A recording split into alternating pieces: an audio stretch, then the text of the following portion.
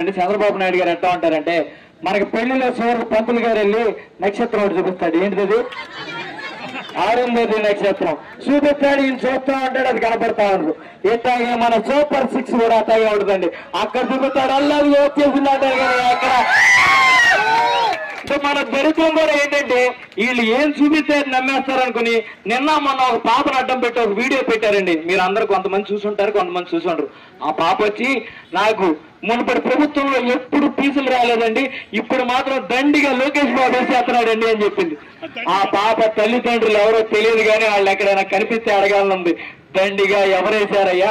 ఇక్కడ మనందరం ఇక్కడే ఉన్నాం కదా. మన పిల్లల్లో చదువుకుంటున్న పిల్లల్లో ఎవరికైనా ఫీజులు పండియా? మన చుట్టాల్లో పిల్లల్లో ఎవరికైనా ఫీజులు పండియా? మన ఊర్లో పిల్లల్లో ఎవరికైనా ఫీజులు పండియా?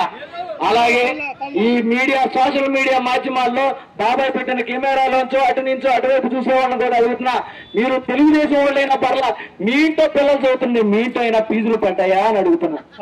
ఎక్కడా పడలేదు.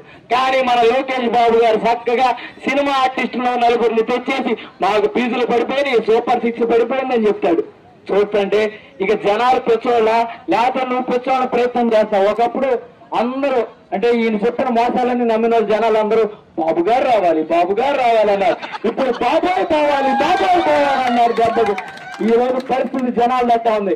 కానీ ఒక్కటి చెప్తున్నాండి, ఇక్కడ మా కార్యకర్తల్ని మమ్మల్ని భయపెట్టేసి పోలీసులను అడ్డం పెట్టేసి లేదా మా కార్యాలయాన్ని ముయిపించేసి ఏదో మమ్మల్ని ఆపుదాం అనుకున్నాము.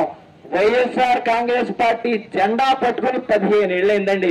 15 ఏళ్ళు పండిపోయి ఉన్నారండి వీళ్ళందరూ. జెండా పట్టిన కాడి నుంచి కష్టాలేండి.